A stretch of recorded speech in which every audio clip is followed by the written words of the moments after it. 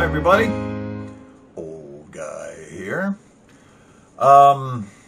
Anything by Arthur C. Clarke or Isaac Asimov or any of those guys is holy writ. Genuflect and repeat the laws of robotics, for they are divine.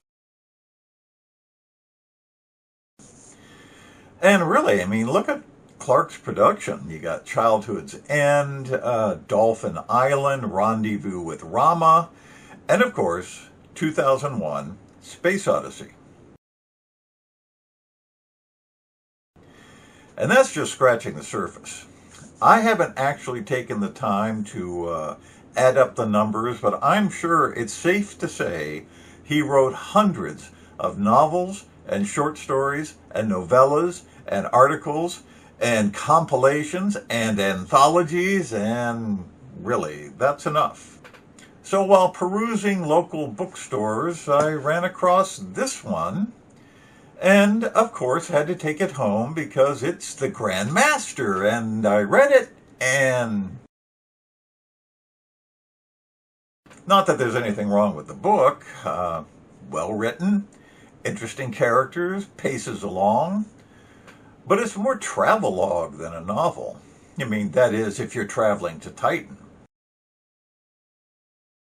So what's this thing about? Well, Duncan Mackenzie, no C, which is a family affectation caused by an immigration error, is the second-generation clone of the Mackenzie patriarchy, his father being Colin and the original named Malcolm, who had resorted to this method of reproduction because there is a genetic flaw that prevents the standard method, which must make for some odd nights on Titan. The Mackenzie family is the dynasty that developed Titan into an industrial and mining empire, and warlords as they hold a monopoly on the hydrogen resources which power interstellar craft. So you scoop it out of the air, you box it up, you ship it to a rendezvous point where passing ships can fill up. It's like owning the oil platforms, the tankers, and the distribution systems, like Chevron. Their biggest rivals are the Helmers, the Standard Oil to their Chevron, and the scion of that family, Carl, was once Duncan's bestie until the arrival of Kalindi, an Earth girl who ended up on Titan when the party boat she was cruising Saturn's rings through ran into a bit of trouble. So she had to wait for repairs on Titan and got herself into a little bit of trouble with both Duncan and Carl. As you know, Earth girls are easy. Flash forward 20 years or so, and Duncan is tasked to be the Titan representative to the 500th anniversary of the U.S. celebration. So America is still around in 2276. How much are you willing to bet on that prediction?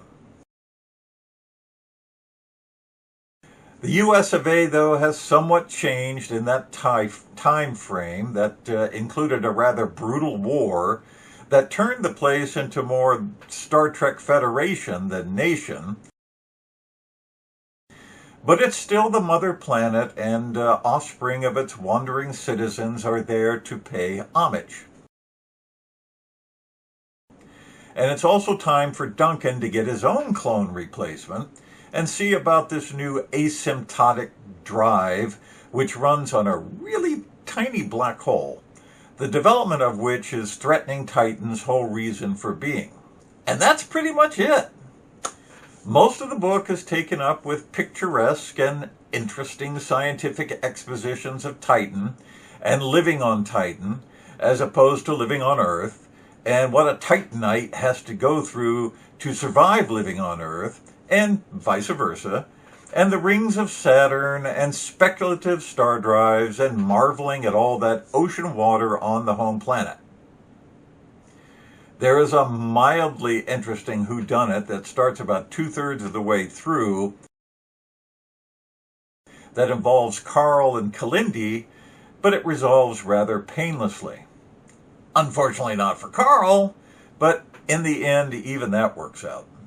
I suppose this was cutting-edge exposition when it was released in 1976. Clark using his scientific state-of-the-art to give the hard SF fanboys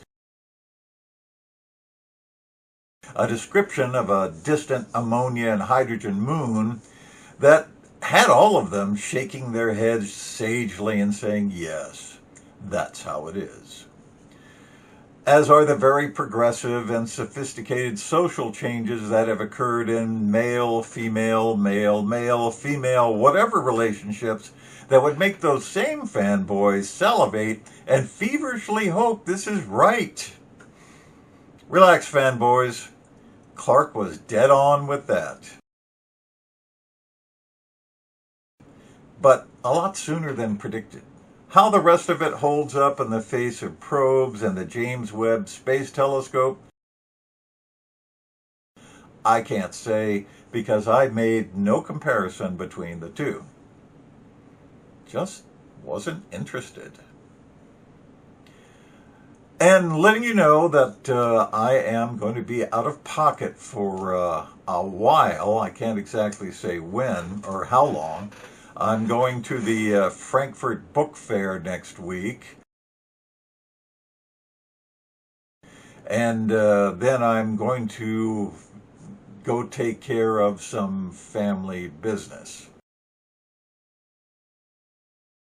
So, I'll see you when I see you. Old guy here. See you later.